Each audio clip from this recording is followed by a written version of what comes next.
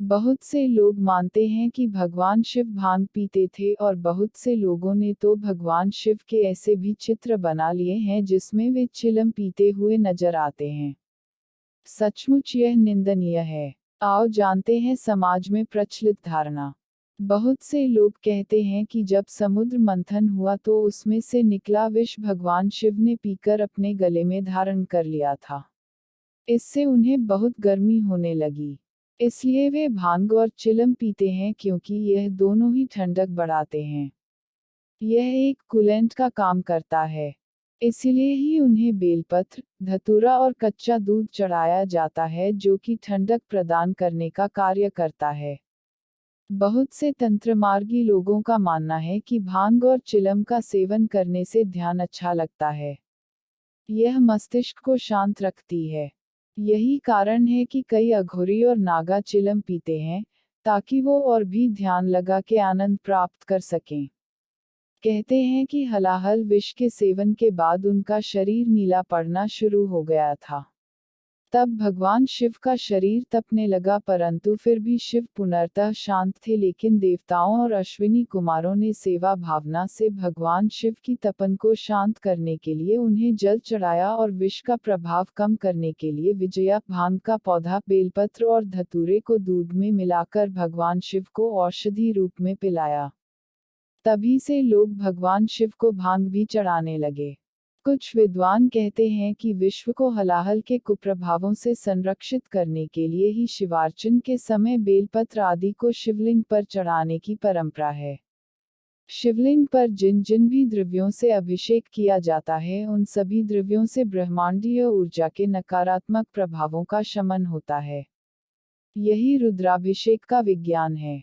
इस प्रकार की अर्चना करने वाले को तत्काल राहत मिलती है। सच्चाई यह है कि समुद्र मंथन से निकले विष की बूंद गिरने से भांग और धतूरे नाम के पौधे उत्पन्न हो गए। कोई कहने लगा कि यह तो शंकर जी की प्रिय परम बूटी है। फिर लोगों ने कथा बना ली कि यह पौधा गंगा किनारे उगा था, इसलिए इसे गंगा की बहन के रूप में भी जाना गया। तभी भांग को शिव की जटा पर बसी गंगा के बगल में जगह मिली है।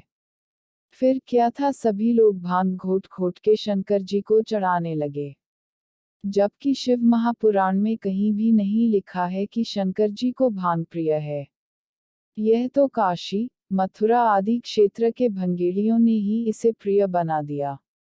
हकीकत यह है कि शिवजी का कंठ जलता है तो इस कंठ की जलन को दो वस्तुओं से रोका जा सकता है, एक गाय का दूध और दूसरा भांग का लेप। लेकिन शास्त्रों में कहीं भी शिवजी के भांग, गांजा या चीलम पीने का उल्लेख नहीं मिलता है।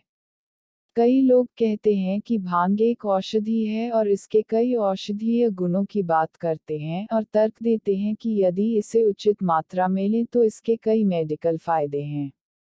दरअसल, मेडिकल फायदे बीमार लोगों के लिए हैं।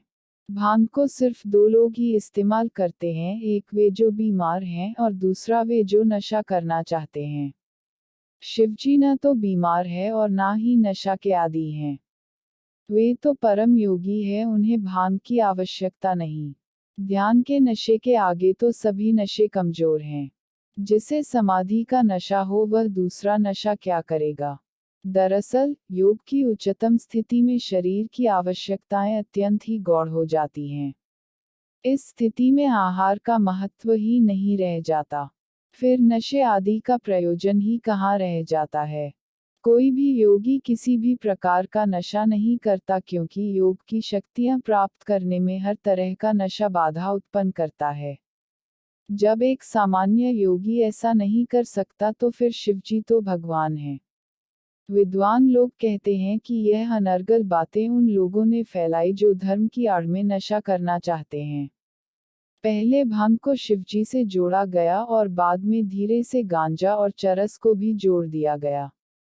भांग, गांजे आदि नशे की आदत को शिव के साथ जोड़कर अपने नशीलीपन को एक आध्यात्मिक पहलू देकर वे समाज से बचकर पाक साफ बने रहना चाहते थे।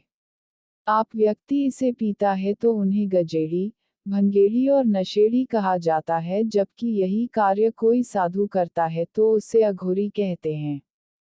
भगवान शिव के संबंध में गलत प्रचार करेंगे तो लोग उनसे क्या प्रेरणा लेंगे।